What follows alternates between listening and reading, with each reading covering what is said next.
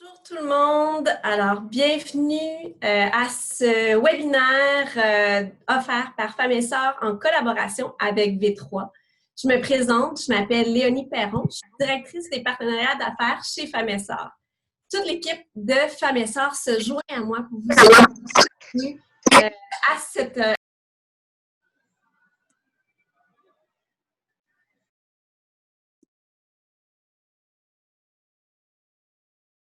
On t'entend plus, Léonie. L'iPhone de la dame a fait exploser les micros. Il n'y a pas de problème, alors je continue. En fait, je ne sais pas où est-ce que vous m'avez perdu. Je m'appelle Léonie, je suis directrice des partenariats d'affaires chez Femmes et Sœurs. Toute l'équipe se joint à moi pour vous accueillir à ce webinaire-là. Vous êtes plus de 200 personnes qui se sont inscrites à ce webinaire et qui ont levé présent. Donc, ce fameux webinaire présenté en partenariat avec qui se nomme « Démystifier l'art du développement des affaires sur LinkedIn ». Donc, si vous êtes comme moi, depuis les derniers mois, avec la situation actuelle, bien, toute l'équipe de Femmes et Sœurs travaille sans relâche pour vous proposer des initiatives qui répondent à vos défis actuels. Suite au sondage qu'on a fait, suite aux commentaires de nos clientes et suite à nos réalités personnelles aussi, le partenariat qu'on a développé en collaboration avec V3 devenait tout à fait naturel parce que d'emblée, moi, je travaille avec la firme V3.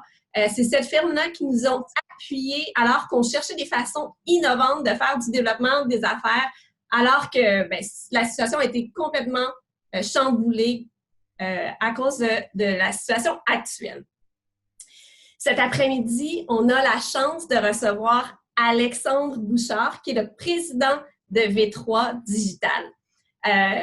Je vais vous le présenter rapidement, mais lui pourra se présenter encore un peu mieux. Le V3 et Alexandre, en fait, ont vraiment su se démontrer et démontrer que leur pratique sur LinkedIn, c'est une pratique approuvée et qui fonctionne parce que lui-même l'utilisait au tout début des années, depuis plusieurs années, alors qu'il était en poste chez Apple Canada en tant que directeur des relations d'affaires. Juste avant de lui passer la parole, j'aimerais vous informer de quelques petits détails logistiques. En fait, durant toute la présentation, les micros seront fermés afin afin qu'il n'y ait pas de bruit ambiant. On travaille à la maison. On peut avoir des petits bruits ambiants, donc on ferme les micros de tout le monde. Par contre, pendant la présentation, si vous avez des questions, on vous invite à les écrire au bas, dans le clavardage qui est au bas. Vous allez... La du code social réside dans nous devons lâcher la hiérarchie. Et si nous accueillons ce concept que nous sommes des égaux, on a un petit problème de micro et de bruit ambiant. Alors, je répète, pour accéder au clavardage, vous descendez le curseur en bas de votre écran, une petite bulle pour le clavardage et vous pouvez rentrer vos questions là. Et on gardera, bien entendu, une période des questions où on va aborder toutes les questions qui ont été mises dans l'espace clavardage. Par la suite aussi, vous avez remarqué, ou peut-être que vous le remarquez ensuite, la formation, elle est enregistrée. Si vous ne voulez pas apparaître, on vous invite à fermer votre dans la même barre, mais de toute façon, de la façon qu'on enregistre le webinaire, on voit, c'est l'emphase sur notre super présentateur. Et puis, par la suite, après l'enregistrement, on sera en mesure d'échanger encore un petit peu avec vous si vous avez d'autres questions, vous voulez aller plus en profondeur avec Alexandre. Donc, sans plus tarder, je laisse la parole à ce dernier, puis je vous reviens vers la fin de la présentation. Alex, c'est à toi. Merci tout le monde. Je vais juste mettre la présentation, ça va prendre quelques secondes. Premièrement, je veux vous remercier de participer à cette collaboration aujourd'hui avec Femmes et Sœurs pour la présentation. Aujourd'hui, je vais tâcher l'impossible, c'est-à-dire de ne pas mentionner la crise qu'on vit présentement. Puis je veux plus être dans le positif puis vous montrer toutes les opportunités qu'on va pouvoir générer en ayant une stratégie numérique qui est axée vers l'échange et les rencontres à l'aide de LinkedIn. Donc, donnez-moi quelques secondes, je démarre la présentation. Puis n'hésitez pas, si jamais vous avez des questions, de participer en écrivant vos questions dans le chat, ça va me faire plaisir. Donc voilà, comme Léonie le mentionnait si bien, aujourd'hui, on va essayer de démystifier l'art du développement des affaires à l'aide de LinkedIn. C'est une pratique que, en fait, j'effectue depuis presque 7 ans maintenant avec beaucoup de passion. Chaque matin que je me lève, j'ai toujours la soif d'apprendre puis d'améliorer notre connaissance, que ce soit des nouvelles fonctionnalités de LinkedIn ou de l'algorithme. On ne pourra pas rentrer dans des détails hyper précis, évidemment, puisqu'un cours de formation, normalement, ça peut durer des douzaines d'heures. Mais on va essayer de vous donner le goût de vous aventurer sur LinkedIn, puis d'y mettre votre couleur pour justement permettre de faire rayonner soit votre personne ou l'entreprise pour laquelle vous évoluez. Donc, le plan de la présentation aujourd'hui est plutôt simple. On va faire une brève introduction, une mise en contexte de pourquoi on fait la présentation aujourd'hui. Et pourquoi vous devriez m'écouter. Ensuite, on va aller plus dans le développement, une différence entre la vente relationnelle et la vente traditionnelle. On va parler de LinkedIn, évidemment, et de tout ce qui est B2B. B2B, c'est un acronyme qui veut dire Business to Business, donc d'entreprise à entreprise. Et on va terminer avec les 5 étapes du succès d'une bonne stratégie LinkedIn. Donc, pour l'introduction, je voulais me présenter à vous, en fait. Je suis un jeune garçon qui est né en banlieue de Montréal, puis je suis rapidement tombé en amour avec l'informatique. En fait, ça m'a permis d'apprendre l'anglais. Merci, François. Tout est beau. Ça m'a permis d'apprendre l'anglais. J'ai appris mon anglais sur un Commodore 64, puisqu'à l'époque, ça trahit mon âge, là, mais à l'époque, les logiciels n'étaient pas disponibles en français. En fait, il n'y avait pas de loi pour la protection de la langue. Et j'ai dû apprendre l'anglais pour parfaire mes connaissances en informatique. Évidemment, étant le nerd que je suis, l'apogée de cette passion a été mon emploi chez Apple, comme Léonie le mentionnait, comme directeur au niveau des affaires pour des grands comptes majeurs. J'ai toujours pensé qu'être employé chez Apple, c'était pour être le summum de ma vie professionnelle. Malheureusement, après 4 ans, je me suis rendu compte que j'avais fait déjà un peu le tour du jardin et j'avais besoin de nouveaux défis. J'ai donc frappé un mur. Évidemment, dans notre vie professionnelle ou dans notre vie personnelle, ça peut arriver qu'on frappe des murs puis qu'on pense que justement l'objectif qu'on s'était visé va nous apporter du bonheur, mais qu'on n'est pas nécessairement rendu là. Donc, j'ai décidé de faire le saut en entrepreneuriat, un peu comme certains d'entre vous aujourd'hui, puis de partir mon entreprise. Étant connecté avec des comptes majeurs, donc les Air Canada, Cirque du Soleil, Hydro-Québec de ce monde, je n'avais pas beaucoup de connaissances du marché de la PME et des travailleurs autonomes au Québec. Donc, j'ai commencé à tourner en rond. En fait, à la base, je ne savais pas trop comment me connecter avec le marché. Puis, j'étais un petit peu brûlé des cold calls parce que, dans le fond, ce que je ne vous ai pas dit, c'est que j'ai fait 15 ans de développement des affaires en B2B. Je travaillais entre autres chez KPMG, puis l'expérience KPMG était assez révélatrice pour moi puisqu'il m'avait enfermé littéralement dans un bureau. J'étais chanceux parce qu'il y avait juste les associés qui avaient des bureaux fermés à l'époque.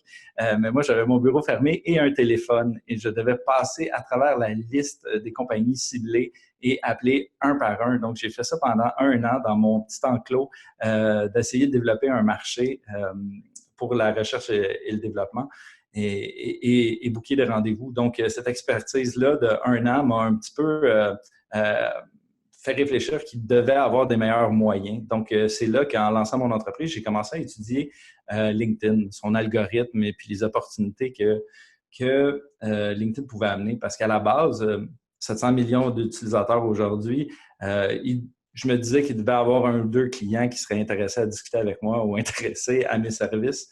Donc, j'ai commencé à étudier l'algorithme, les fenêtres d'opportunité, les meilleures pratiques au niveau des publications, de l'échange de messages. Puis, c'est comme ça, en fait, que depuis 7 ans maintenant, modèle a beaucoup évolué. On est parti de l'impartition en Inde où on avait des doigts en arrière d'un clavier qui envoyaient des invitations à aujourd'hui avoir bâti avec une firme de développement en France notre propre plateforme avec l'intelligence artificielle et totalement cloud et une application compagnon pour nos clients. Donc, on a beaucoup évolué dans les dernières années, mais aussi avec tout ça, j'ai beaucoup évolué aussi en tant qu'entrepreneur. J'ai beaucoup appris. Puis, je suis parti de quelqu'un qui avait 462 contacts sur LinkedIn et que la seule personne qui visitait son profil, c'était sa mère, à des visites régulières, évidemment. On parle de milliers de visites et un beau rayonnement. Puis, ce que ça m'a apporté aujourd'hui, j'espère que ça va vous inspirer à ce que vous y travaillez aussi, parce que dans la vie, on se fixe tous des rêves, on se fixe tous des objectifs. Et moi, il y a quelques leaders de ce monde qui m'ont inspiré dans ma vie. Évidemment, Steve Jobs était l'un d'eux, puisque j'étais très inspiré par ce qu'il a apporté chez Apple au niveau de l'innovation. Une autre personne qui m'a inspiré en innovation, c'est Elon Musk. Puis à travers le rayonnement puis le positionnement que j'ai réussi à avoir sur LinkedIn, bien, ça a amené des opportunités. Comme en 2018, j'ai eu la chance d'assister à South by Southwest à Austin, au Texas. Et ben, je suis assez heureux de vous dire que c'est moi qui ai pris cette photo-là. Elle n'est pas parfaite, mais quand même, d'être dans la même salle, à la deuxième rangée, une présentation d'Elon Musk, on peut dire que j'ai rayé ça de ma bucket list. Et en fait, la stratégie de LinkedIn m'a permis de réaliser mes rêves. Fait qu'aujourd'hui, que vous soyez quelqu'un à la recherche d'une opportunité de carrière, ou un entrepreneur en démarrage, bien, je peux vous dire que LinkedIn peut vous amener à réaliser certains de ces rêves. Évidemment, aujourd'hui, je ne les réalise pas seul. On est plus d'une douzaine chez V3 Digital à travailler ensemble, en équipe, à aider nos clients à rayonner diverses expertises, beaucoup en numérique, évidemment. Bref, je suis assez fier de dire que j'ai parti cette entreprise-là dans mon condo à l'époque, seul devant mon ordinateur. Puis aujourd'hui, évidemment, une équipe de 12 avec en constante croissance. En fait, en mars, on était 8, on est rendu 12, puis je suis heureux de vous dire que d'ici quelques mois, on va être rendu plus d'une vingtaine. Donc, c'est assez enthousiasmant. En gros, qu'est-ce qu'on fait? Ben, en fait, vite, V3 Digital se trouve à l'intersection de la stratégie d'affaires, de la communication axée vers l'humain puis de la technologie. Notre but, c'est de maximiser les stratégies numériques pour vous aider à retirer le plein potentiel de LinkedIn. Évidemment, à travers les années, on a plusieurs clients, partenaires avec qui on a collaboré, dont TELUS, Montréal Connect, Aon, Montréal International, Cofomo, Desjardins, Morneau-Chapelle. Bref, je ne les nommerai pas tous. Ce qui est important de savoir, c'est qu'en dépit de travailler avec des grandes entreprises, on se fait un malin plaisir d'aider les plus petits acteurs, les plus petits joueurs, les startups. On a beaucoup d'histoires à succès où on a réussi à accompagner des gens qui sont partis, comme moi, d'à peu près rien, je n'ai pas honte de le dire, et à bâtir un succès puis une visibilité. LinkedIn, c'est une belle façon de compétitionner. On dit souvent que quand on est en entrepreneuriat, puis il y a toujours souvent un plus gros compétiteur, c'est David versus Goliath. Puis je suis heureux de constater que sur LinkedIn, ben, David a autant de chance que dans la légende. Donc, la mise en contexte, c'est un petit peu vous montrer pourquoi on est ici aujourd'hui. Dans le fond, à l'université ou à l'école, on apprend qu'un processus de décision est plutôt rectiligne. C'est-à-dire qu'on va générer une certaine connaissance de notre produit. Ensuite, les gens vont nous considérer. On va générer assez d'intérêt pour que les gens finissent par nous préférer, ce qui va mener à un achat. Puis, pourquoi c'est important de considérer d'autres stratégies aujourd'hui que des stratégies traditionnelles, c'est que le processus d'achat n'a jamais été aussi complexe. En fait, ça ressemble plus à ça ici. Donc, ce qu'il faut savoir, c'est que le processus n'a jamais été aussi long, malgré tous les outils numériques, toute la technologie. Le processus de vente est 23% plus long qu'il l'était il y a 10 ans. Donc, il faut trouver des moyens de communiquer avec notre cible. Une autre statistique qui était en fait pré-crise, c'est que les gens, quand ils prenaient le téléphone, le client potentiel était déjà rendu 54% dans son processus décisionnel. Donc, il faut être capable d'interagir avec lui pendant ce premier 54%-là. Évidemment, depuis qu'on vit le travail à la maison et tout ça, ce qui arrive, c'est qu'on dit maintenant que c'est 70% du processus d'achat qui est déjà effectué avant de prendre le téléphone puis de contacter un fournisseur de services ou autre. Donc, c'est plus nécessairement à propos, je suis désolé, je perds le contrôle de la présentation pour une raison quelconque. Est-ce qu'il y a quelqu'un qui joue avec mes slides? On va revenir. Donc, comme je disais, c'est plus à propos de remplir le pipeline de vente, mais plutôt, donnez-moi quelques secondes, on va retomber en mode contrôle. Donc, ça va être un petit peu plus simple comme ça.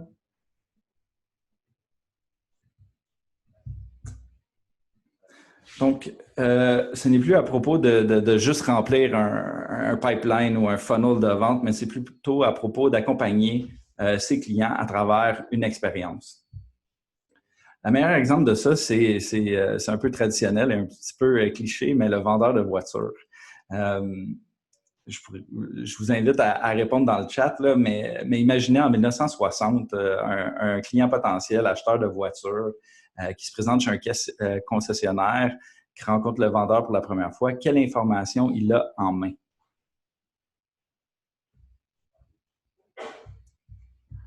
En fait, la réponse, c'est presque rien. À part des informations abstraites ou des publicités qui étaient à la fois un petit peu misogynes, là, on ne se cachera pas, là, des femmes sur des voitures, des choses comme ça qui n'ont pas sa place en 2020 maintenant. Il y avait peu d'informations techniques. Si on se transporte en 2020, un client qui rentre chez un concessionnaire, quelle information il a en main? En fait, sans faire un appel à tous, c'est plutôt drastique. Et, effectivement, je vais juste ouvrir. Oui, tout sauf le prix, ouais, effectivement. Trop d'informations. Ouais. Vous avez absolument raison. C'est assez épeurant, en fait, l'information qu'un client a en main avant de rentrer chez un concessionnaire. Mais dites-vous que peu importe le service ou le produit que vous vendez, c'est la même chose pour vous. Le client qui se présente chez vous a déjà plein d'informations. Puis cette photo-là, qui est à droite, représente vraiment bien la vente en 2020, en fait. C'est qui est au siège conducteur? C'est le client. C'est le client qui a les mains sur le volant, c'est lui qui décide, c'est lui qui contrôle. Et qu'est-ce que le vendeur fait, en fait? C'est que plutôt de lui réciter ou d'essayer de le guider de A à Z, il est en train d'essayer de lui faire vivre une expérience. C'est un petit peu ça la réflexion que vous devez avoir par rapport à la vente en 2020, par rapport à ce qu'on a appris dans notre système scolaire, c'est que c'est pas rectiligne. Le client a de plus en plus le contrôle du processus, puis une façon de se démarquer, c'est d'essayer de l'influencer puis de rester top of mind, donc premier en tête de liste une fois qu'il a besoin de votre service. Donc, ce qu'on appelle le social selling est en fait en français de la vente relationnelle. La vente relationnelle, c'est la nouvelle façon de faire des ventes. Évidemment, quand on fait de la prospection, on parle de méthodes traditionnelles comme du cold call ou du mass mailing ou d'aller rencontrer des gens.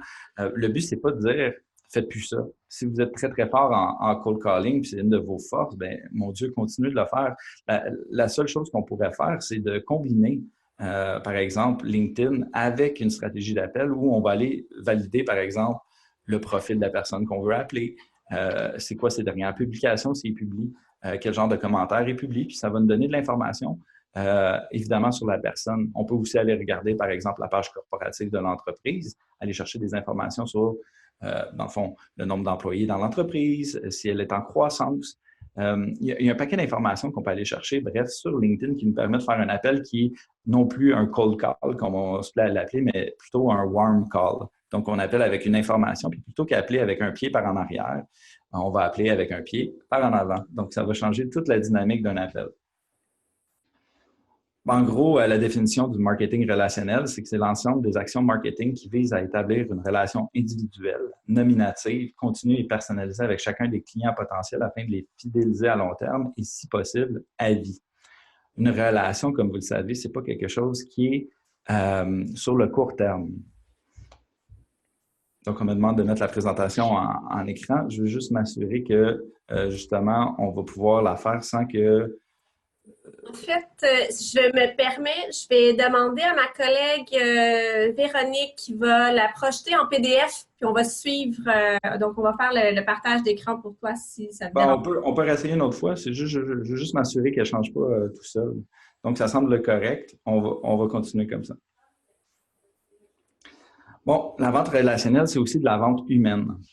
Qu'est-ce qu'on veut dire? Ben, c'est qu'il faut établir une relation. Il faut développer plus qu'une transaction. Il faut avoir en tête que, dans le fond, l'autre personne, c'est une personne humaine et il faut la fidéliser, donc l'influencer positivement, bâtir un lien de confiance pour bien établir la relation. Donc, il faut toujours viser des objectifs à long terme, de rester connecté avec un client en permanence ou un client potentiel. La réalité, c'est que LinkedIn est une base de données effectivement très efficace. On peut utiliser Sales Navigator pour faire des recherches hyper approfondies. Mais ce qui est important de savoir, c'est que peut-être qu'un client potentiel n'est pas intéressé maintenant à vos services. Ça ne veut pas dire que dans 3 ans, il ne sera pas. Donc, la relation sur LinkedIn, elle est plus que ponctuelle, elle est continue. Donc, n'hésitez pas à garder cette relation-là en tête de liste et dans vos objectifs. En commentant les publications de ce client potentiel-là, en envoyant des messages de suivi une fois à autre. Donc, vous pouvez vraiment alimenter une relation sur le long terme. On parle que LinkedIn, selon les projections, va être une opportunité qui va durer encore pour les 7 à 10 prochaines années. Fait qu'imaginez la valeur que vous avez d'avoir un réseau riche de contacts avec qui vous pouvez interagir. Évidemment, il faut s'engager. Quand on parle de s'engager, ben c'est un peu ce que je disais. Si on n'a pas de discipline, si on ne participe pas, si on essaye 1 ou 2 fois, puis on dit bah ça ne fonctionne pas pour moi, puis on décroche, ben c'est normal que vous n'ayez pas de résultat. S'engager, c'est tous les jours, autant dans un projet d'entrepreneuriat que dans la vie professionnelle. Si vous n'avez pas d'engagement et vous n'avez pas de discipline, ben c'est difficile d'atteindre du succès. C'est la même chose avec la stratégie de social selling ou une stratégie sur LinkedIn. Évidemment, c'est important d'utiliser des moyens en ligne. Puis, on parle aussi d'une stratégie qu'on appelle H2H, donc human to human. Donc, c'est vraiment pas comme Facebook où on va avoir un logo qui va parler à une personne pour essayer de vendre un produit ou un service. Sur LinkedIn, c'est des personnes qui parlent à des personnes. Rappelez-vous de la statistique qui est plutôt effarante de dire que 80% des raisons pourquoi quelqu'un va acheter un produit ou un service en B2B est la personne avec qui il fait affaire. Donc, c'est assez important comme statistique. Fait que, en se mettant de l'avant, en positionnant son expertise, en ayant une discipline rigoureuse, on réussit justement à frapper l'imaginaire et à rester en tête de ligne au niveau du sentiment auprès du client potentiel. Comme je disais, la meilleure des méthodes, c'est de combiner des méthodes traditionnelles avec des méthodes de marketing relationnel et non pas un ou l'autre. On a un petit duel, cependant, qui vous explique c'est quoi la différence entre... Bon, on va revenir. C'est quoi la différence entre la vente traditionnelle et la vente relationnelle? Je vous conseillerais de le regarder dans le document qui va vous être remis. Ce qu'il faut savoir, c'est que 90% des décideurs ignorent systématiquement les cold calls. 75% des acheteurs B2B utilisent les médias sociaux pour influencer leurs décisions. Et 47% des acheteurs consultent 3 à 5 fois, 3 à 5 pièces de contenu avant de prendre contact avec quelqu'un. Donc, un processus d'achat traditionnel, le taux de succès d'un cold call, c'est 0,3%. Un taux de réponse normal sur LinkedIn, ça peut être entre 5 et 40%. Ce qu'il faut identifier, Alex, en fait... Oui? Alex, je vais t'interrompre parce que ta présentation déroule très, très vite. Donc, je vais inviter ma collègue à partager parce que les commentaires font en sorte que ça va trop vite et on ne voit pas. Donc, je crois que ma collègue va reprendre le partage d'écran puis partager ta présentation. En fait, si elle veut partager l'écran, moi, je vais supprimer les animations. Puis à ce moment-là, je le correcte. OK, si on peut parfait. revenir, il y aura... Tu es maître. Je te laisse reprendre où tu es rendu. Oh, oui. C'est juste une question de... Les animations me jouent des tours. Donc, je vais juste faire un test, je suis désolé. Bon, donc, en utilisant des méthodes traditionnelles, en fait, ce qu'on se rend compte, c'est que la majorité des rencontres ne sont pas avec des personnes décisionnelles, c'est 9%. Quand on utilise LinkedIn et des méthodes pour vraiment identifier les personnes décisionnelles, les influenceurs d'un groupe, puis on devient vraiment un ambassadeur qui permet d'interagir avec ces personnes décisionnelles-là, on se rend compte que 32% de nos rencontres sont avec des personnes décisionnelles, donc sont avec des personnes qui ont un potentiel de nous donner un mandat sur le champ. Dans le fond, c'est la slide la plus importante, puis j'ai enlevé les animations, donc elle va rester. Mais si vous avez une note à prendre sur la formule magique du succès des compagnies ou des individus en marketing, en vente ou même en recrutement en 2020, c'est la combinaison de deux choses. Donc, la première, c'est un positionnement clair. Donc, quelque chose, un message qui est clair, qui est facile à digérer, qui est facile à comprendre, qui est facile à comprendre aussi par rapport à nos compétiteurs, quelle valeur ajoutée on amène, fois la portée. La portée, c'est le trafic qu'on peut générer. Sur tous les médias sociaux, en fait, ils vous vendent beaucoup de la portée. C'est-à-dire, par exemple, sur Facebook, je vais mettre une publication. Si je veux vraiment aller rejoindre des gens, je vais mettre de l'argent en arrière pour aller chercher de la portée. Ce qui est intéressant sur LinkedIn, c'est qu'on peut aller chercher une très, très bonne portée de manière organique. En fait, plus de portée que si on mettait de l'argent en LinkedIn Ads ou quelque chose où on paierait environ 50 $ du coût par 1000. Puis à ce moment-là, on se retrouverait à avoir des stratégies ou un retour sur investissement qui est plutôt questionnable. Ce que je suis en train de vous dire, c'est que tous les trucs qu'on vous montre aujourd'hui, si vous ne voulez pas investir d'argent, vous pouvez les utiliser, les prendre en note et vous allez avoir du succès. En fait, LinkedIn, c'est vraiment un accélérateur de portée. Pour développer ses affaires, pour aller chercher une base de données de candidats, pour aller chercher de la notoriété. Évidemment, comme je vous montrais dans mon exemple personnel, j'ai réussi à aller chercher une certaine notoriété à travers les années en étant discipliné, en publiant de façon régulière, en interagissant avec mon réseau, en m'assurant de créer un canal de communication qui est hyper ciblé. En bref, comment on génère un résultat sur LinkedIn, c'est en 5 étapes. Puis aujourd'hui, on va vous montrer ces 5 étapes-là pour générer du succès. En fait, ce qui est important de savoir, c'est que souvent, on nous dit que si je ne mets pas de l'argent, je n'aurai pas de succès. Puis comme je mentionnais, sur LinkedIn, c'est un des derniers bastions où on peut aller chercher du succès et convertir sans mettre trop d'argent. Si vous êtes en B2B, c'est-à-dire que vous êtes une entreprise qui fait affaire à d'autres entreprises ou un professionnel qui fait affaire avec d'autres entreprises, ce qu'il faut savoir, c'est que LinkedIn représente 80,33% des opportunités qui sont générées. Deuxième, surprenamment, on va avoir tendance à penser que c'est Facebook, mais c'est plutôt Twitter à 12,73%, Facebook à 6,73% et Instagram à un gros 0,21%. Qu'est-ce qu'est LinkedIn?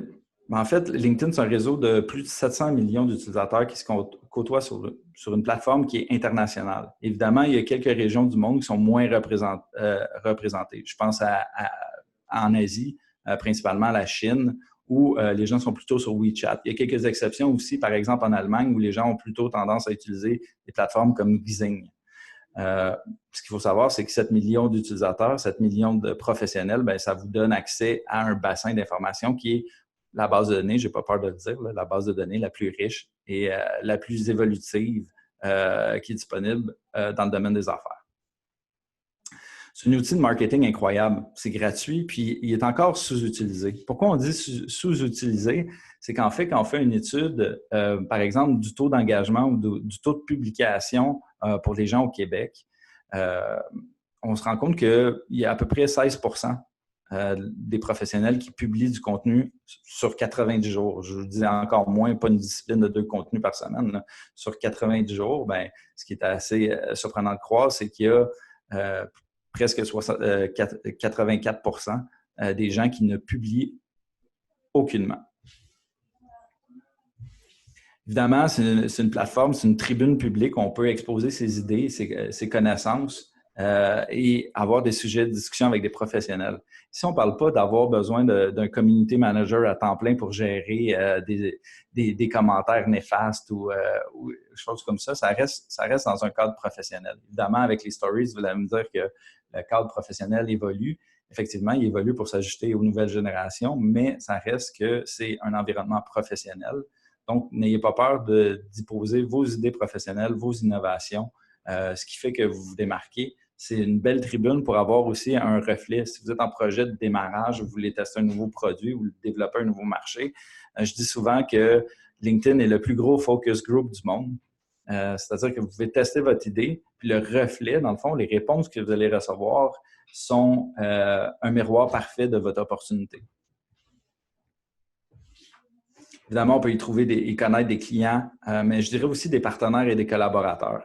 Ce n'est pas nécessairement juste une question de clients. Il y a souvent des partenaires que nous, on a maillés avec LinkedIn à travers des échanges de discussions qui sont rendus nos plus grands apporteurs d'affaires.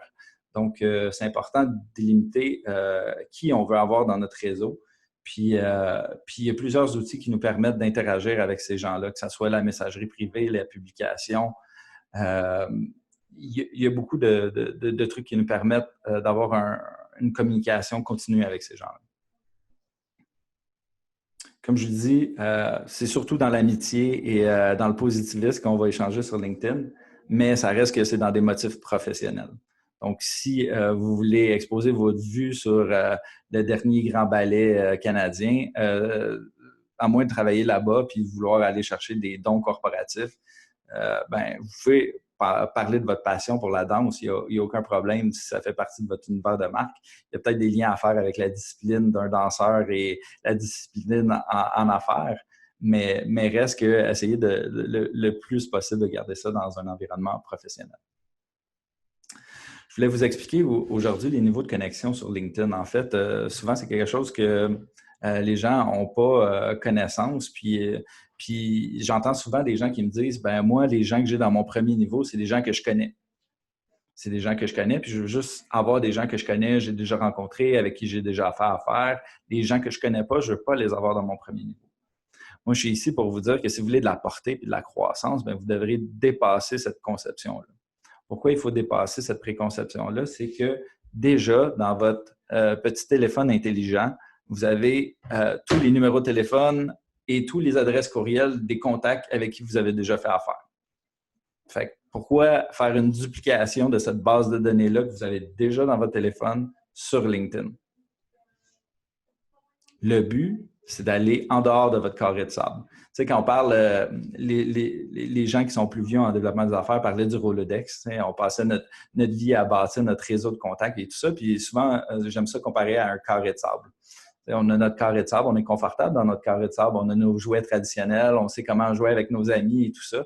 Ce qu'on se rend compte en étudiant LinkedIn, c'est qu'il y a une plage illimitée de contacts alentour de nous.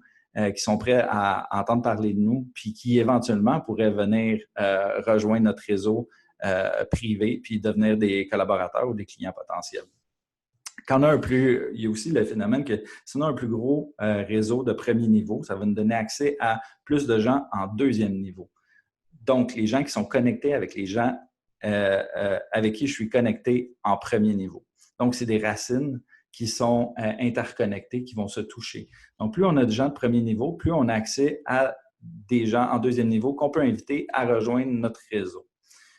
Donc, voyez ça comme un avocat où le noyau serait votre premier niveau, le reste du fruit serait les deuxièmes niveaux. Plus votre noyau est gros, plus votre deuxième niveau va être gros également. Donc, par exemple, si vous voulez développer le marché de Toronto, mais vous n'avez aucun contact à Toronto, vous aurez accès à presque personne, à part des gens qui sont du Québec, qui ont des contacts à Toronto, qui vont vous donner accès à certains deuxièmes niveaux. Mais quand vous commencez à développer votre réseau, là, vous allez décupler de façon, en fait, c'est un effet multiplicateur, le nombre de contacts potentiels avec qui vous pouvez connecter et échanger. On parle de troisième niveau, c'est des gens qui sont très loin de nous, donc ils sont en dehors de notre réseau de racines interconnectées. Et souvent, on peut échanger avec eux à travers des forfaits payants en utilisant des in-mails, entre autres. Encore là, l'avantage serait d'avoir un plus gros premier niveau pour que ces gens de troisième niveau-là deviennent en deuxième niveau puis que je puisse les utiliser sans forfait payant. Je l'ai dit, les inviter et non pas les utiliser. Utiliser une personne est une chose très mal que je ne corrobore pas. Donc, convertir avec LinkedIn en utilisant la vente relationnelle, ça génère 45 de plus d'opportunités de vente. Puis les gens qui utilisent la vente relationnelle sont 51 plus enclins d'atteindre leur objectif. Une étude du Harvard Business Review disait que si on avait plus de 5000 contacts, on avait 98 de chances d'atteindre nos objectifs de vente.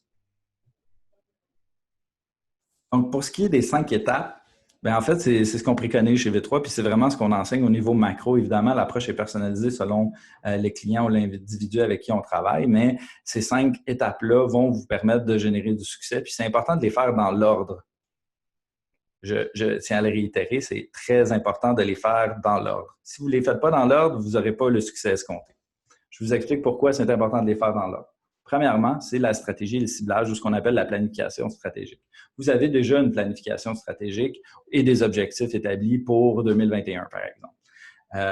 C'est important de copier votre stratégie LinkedIn à votre planification stratégique. C'est-à-dire que si mon but en 2021, c'est de développer le marché du nord-est des États-Unis, puis que dans mon réseau, j'ai seulement des gens qui habitent au Lac-Saint-Jean, le potentiel d'atteindre mes objectifs vient de diminuer énormément, surtout au niveau de la vente relationnelle. Donc, on se fixe des objectifs, on fait une planification stratégique, puis ensuite, on essaie de copier-coller ce modèle-là en créant des bassins ou des marchés cibles qu'on va développer petit à petit. On va évidemment travailler tout ce qui est positionnement de l'entreprise, produits et services. C'est important d'avoir une bonne connaissance de ce qui nous différencie de notre compétition parce que si on arrive sur les réseaux sociaux puis on fait du bruit puis on ressemble à n'importe qui, bien, je vous le dis déjà, vous allez avoir n'importe quoi comme résultat. C'est important de se positionner d'une façon unique, d'une façon différente, d'avoir un univers de marque fort puis de se démarquer des autres. On va essayer d'orienter la stratégie de développement dans l'optique du H2H, c'est-à-dire que beaucoup de gens passent du temps à développer leur profil corporatif ou leur page corporative. J'avais un de mes clients qui me disait qu'il était tout fier d'avoir passé la dernière année à monter ses followers à 3200 sur sa page corporative. Puis quand on faisait un audit de tous les contacts des employés de la compagnie, il y avait 420 000 personnes qui étaient connectées avec la compagnie. Donc, lui, il publiait seulement pour les 3200 pendant qu'il y avait 420 000 personnes qui attendaient pour entendre parler de l'entreprise. Donc, je n'ai pas besoin de vous dire que mathématiquement, c'est plus que 100 fois moins efficace. Aussi, ce qu'il faut savoir, c'est qu'on va générer au minimum 4 fois plus d'interactions à partir d'un profil personnel qu'à partir d'une page corporative. Je vous invite à faire le test. Vous allez probablement avoir des stats encore plus mauvaises que ça si vous utilisez votre page corporative seulement plutôt que votre profil. Ça peut aller chercher dans les 20 fois moins efficace aussi, là. Mais bref, ça génère moins d'engagement parce que les gens veulent engager avec des personnes. Je vous rappelle encore, le B2B, c'est de personne à personne. Il faut évidemment avoir une bonne maîtrise de ces mots-clés puis de connaître l'identité de ces personnes-là. Donc, à qui je veux m'adresser, à qui je veux parler, puis comment je devrais m'adresser à ce certain type de personnes. Pourquoi je veux savoir comment m'adresser à ces personnes-là? Bien, parce qu'il faut travailler son branding personnel. Évidemment, quand on se positionne sur LinkedIn, on doit avoir une image qui va permettre de créer un sentiment positif chez l'interlocuteur potentiel. Donc, la première chose à faire, c'est d'analyser votre profil actuel. Je sais qu'il y avait des gens dans le chat qui disaient que vous n'aviez pas de profil LinkedIn, puis c'est correct. Je ne vous en veux pas. Je vous conseille d'en faire un, par exemple, si vous avez des visées de développement, parce que vous manquez une belle opportunité. Mais bref, LinkedIn nous permet de nous suggérer d'améliorer notre profil en ajoutant des modules et tout ça. Puis, c'est important de suivre des recommandations d'amélioration pour verser vers un profil expert. On a créé une application qui est à la base gratuite sur le App Store, le Google Play Store, qui s'appelle Stent.io, que vous pouvez télécharger. Puis, on a un outil d'analyse d'intelligence artificielle qui va analyser votre profil pour vous suggérer quelques recommandations d'amélioration, que ce soit au niveau de votre photo, au niveau de la longueur de votre site, de vos caractères. Donc, si vous voulez avoir vraiment un profil complet, autant utiliser les recommandations de LinkedIn pour compléter les modules que notre petite application qui va vous donner des suggestions d'amélioration. Évidemment, plusieurs personnes utilisent leur profil pour de la recherche d'emploi. Puis le problème avec ça, c'est que LinkedIn a longtemps été vu comme une place pour mettre un CV en ligne. Donc, copier-coller son CV puis aller le mettre sur LinkedIn. Je suis sûr que certaines personnes sur les 132 participants qui ont l'équivalent d'un CV en ligne sur leur profil LinkedIn. Si on veut faire du développement des affaires, ben il faut avoir une réflexion stratégique sur comment on veut se positionner. Puis il faut réorienter surtout notre profil vers la cible. Et c'est le fun que vous ayez gagné le concours d'art plastique de 6e année au primaire. Là, j'exagère, là, mais un client qui veut potentiellement vous acheter, c'est pas nécessairement ça qu'il va chercher chez vous. Puis de toute façon, par exemple, si vous avez gagné un prix à l'université ou quoi que ce soit, vous pouvez le mettre dans vos réalisations. Vous n'êtes pas obligé d'en parler dans votre résumé de profil. Le résumé de profil, c'est pour attirer, créer une accroche. Autant au niveau du titre aussi, on va essayer de positionner des mots-clés, de faire une phrase qui va permettre de situer l'environnement, de vraiment comprendre ce que vous faites. Parce que directeur de compte, ça veut dire 1 million d'affaires. Fait que si vous mettez comme titre directeur de compte, je peux être directeur de compte pour IGA, comme je peux être directeur de compte pour Sidley, l'agence de publicité. Des responsabilités et des rôles totalement différents. Donc, utilisez le titre pour positionner des mots-clés, pour créer une accroche qui va vraiment permettre de comprendre à la personne que vous voulez inviter qu'est-ce que vous faites. Évidemment, on va essayer de créer des gabarits. On vous demande d'inviter de façon personnalisée des gens. C'est sûr que d'en créer 8 différents, ça va vous permettre quand même d'augmenter votre productivité. Donc, évidemment, dépendant de notre cible, le message va être différent. On ne parle pas de la même façon à un ingénieur qu'on va parler à quelqu'un en marketing et en vente ou aux ressources humaines. Donc, on va adapter notre gabarit en fonction des personnalités, des types de personnalités qu'on veut rejoindre. C'est important pour améliorer le nombre d'invitations qu'on peut envoyer. Parce que si je fais de l'invitation personnalisée ad nauseam, à chaque fois que j'invite quelqu'un, à ce moment-là, ça va me prendre énormément de temps, puis la discipline, elle va prendre le bord, puis vous ne réussirez pas à bâtir un réseau de qualité et de confiance. Donc, au niveau du branding personnel, c'est important d'optimiser aussi l'image visuelle, que ce soit votre photo de profil ou votre bannière. La bannière est un élément essentiel pour positionner encore là l'univers, de marquer un slogan.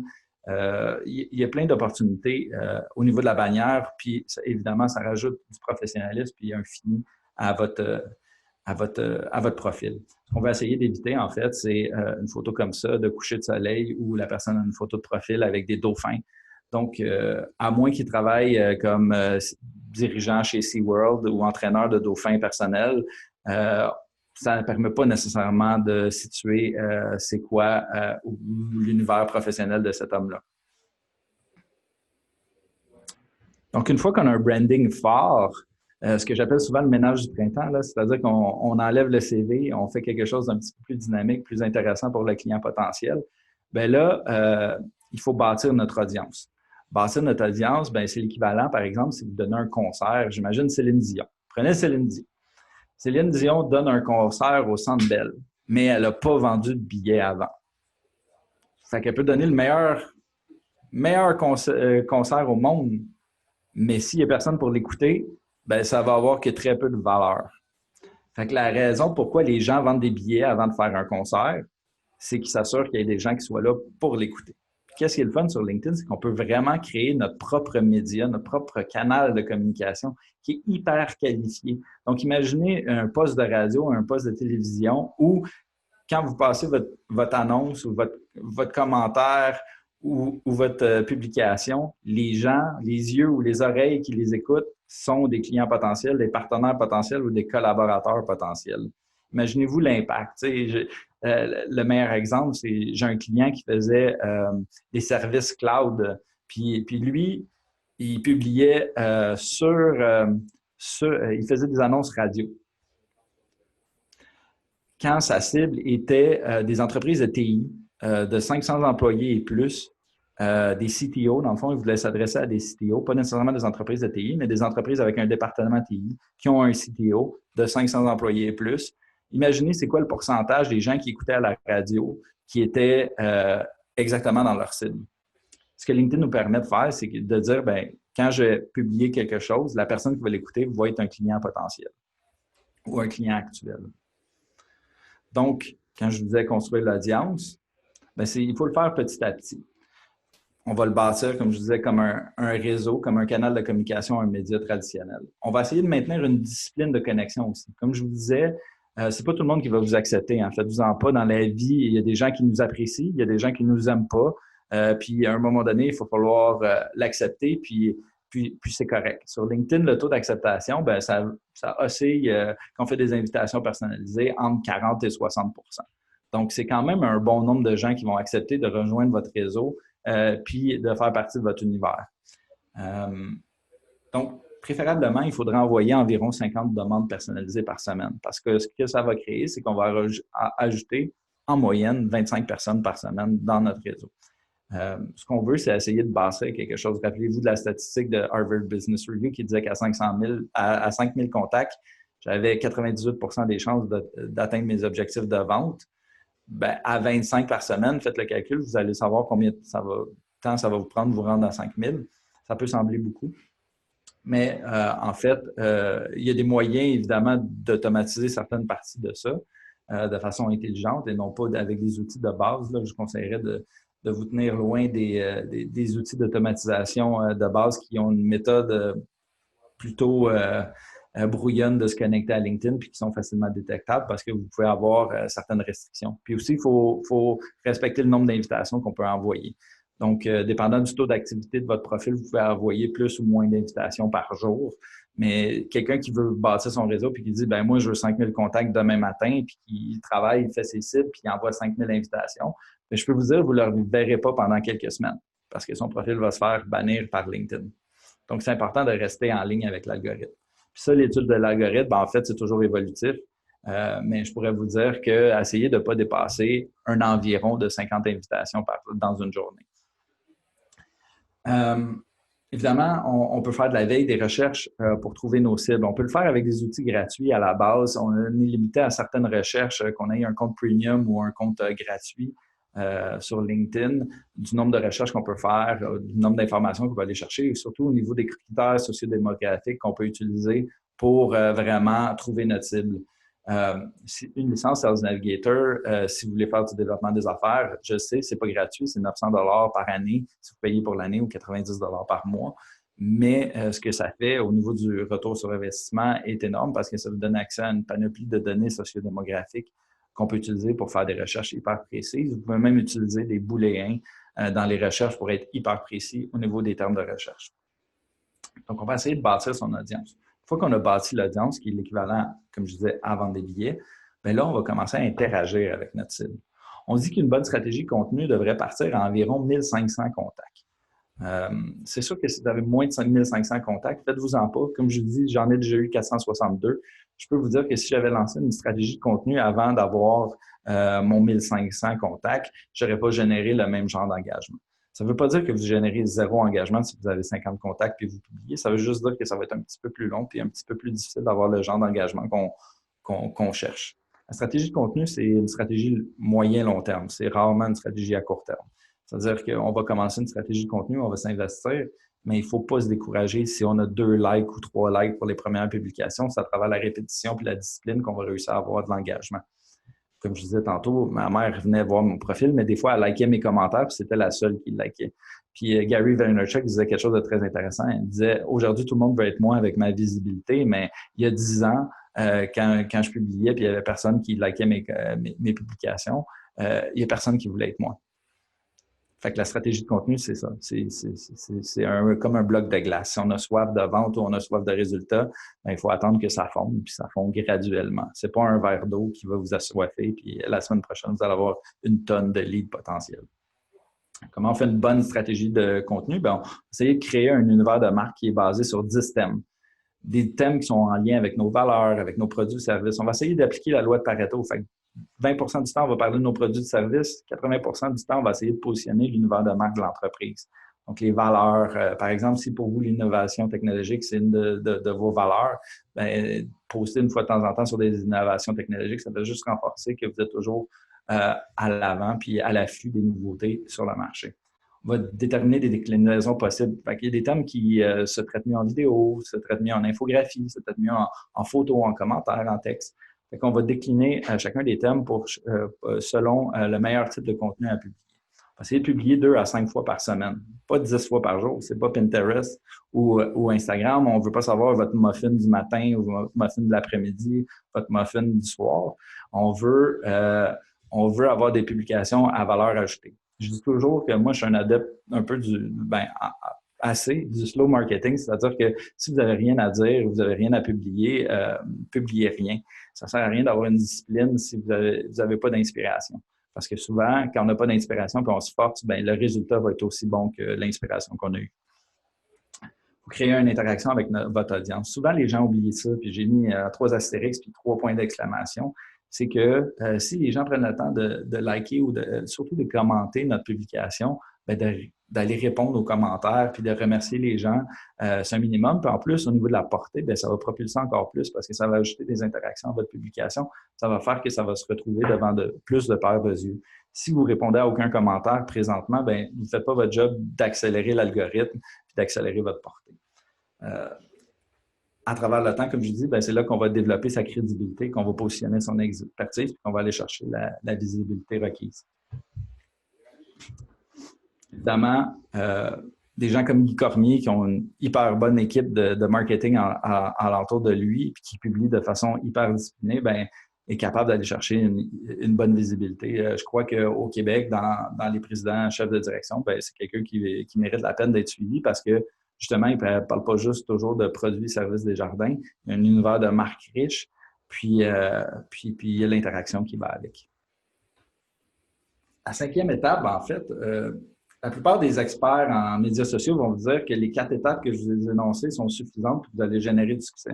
Mais puisque moi, je fais du développement des affaires depuis, comme je vous disais, très longtemps, presque 15 ans aujourd'hui, je sais que les ventes ne tombent pas du plafond. Je veux dire, la stratégie de contenu peut nous amener des leads, puis plus on en fait, plus ça va nous amener des leads. Mais comme je dis, c'est à moyen, à long terme. Ce qu'on a besoin, en fait, le marketing et le contenu, c'est des stratégies pull, où on va publier puis on va essayer d'attirer des gens vers nous. Mais ça prend une étape qui est une stratégie de conversion, qui est une stratégie plutôt push en marketing qu'on appelle, qui va vers les gens. Donc, comment on va vers les gens sur LinkedIn? Bien, on peut y aller à travers la messagerie LinkedIn. Une fois qu'on est connecté en premier niveau, ce qu'il faut savoir, c'est qu'on peut envoyer autant de messages qu'on veut. Donc, ce que ça fait, c'est que ça nous permet d'interagir avec des gens.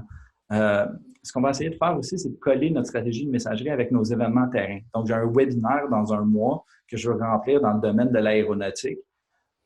Je vais pouvoir faire une stratégie de conversion où je vais cibler des prospects qui vont être intéressés par ça, donc principalement des dirigeants ou des personnes décisionnelles pour vos produits et services dans le domaine de l'aéronautique. Je vais faire une sous-segmentation de mon réseau, puis je vais envoyer des messages personnalisés d'invitation à ces gens-là avec un lien. Évidemment, quand on parle de liens et d'accompagnement numérique, nous, on est capable de savoir non seulement le nombre de clics qu'un lien génère, mais qui clique sur le lien. Donc, ça nous permet d'avoir des données enrichies sur qui sont vraiment nos clients potentiels ou qui sont prêts à aller un petit peu plus loin. On peut le faire pour des consultations gratuites, on peut le faire pour télécharger un white paper. Je vous donne un exemple. Quand on pouvait voyager, on est allé au Portugal, au Web Summit au mois de novembre, puis 2 mois avant, on a eu accès à l'application avec tous les participants. Dans les participants, on a scanné, puis on a identifié nos clients potentiels, puis on a envoyé justement des messages personnalisés pour dire, bien, on va être à Lisbonne au mois de novembre, on aimerait ça vous rencontrer. Puis ce que ça a fait, c'est que ça a généré 40 rendez-vous pré-conférence. Donc, arrivé là-bas, au lieu d'essayer de trouver un client potentiel, on avait déjà 40 rendez-vous bloqués. On n'a pas passé 1 minute sur le plancher du congrès à essayer de trouver des clients potentiels. On était en rencontre presque back-à-back, puis ce que ça a généré, c'est 800 000 € en opportunités.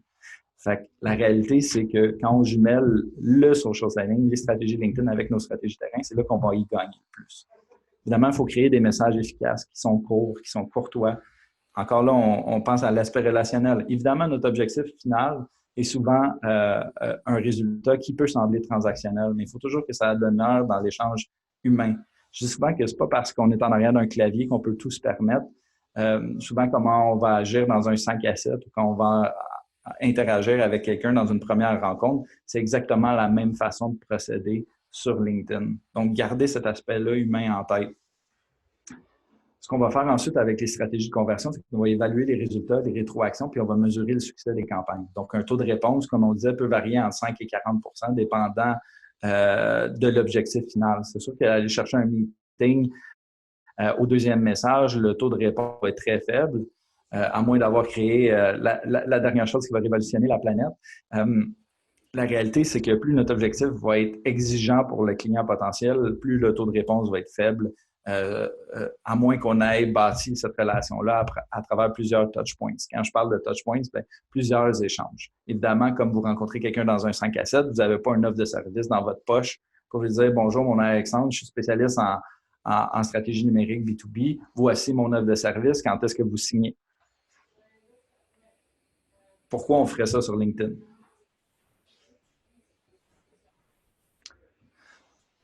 Fait que dans le fond, le but, c'est de gagner le plus de clients possible.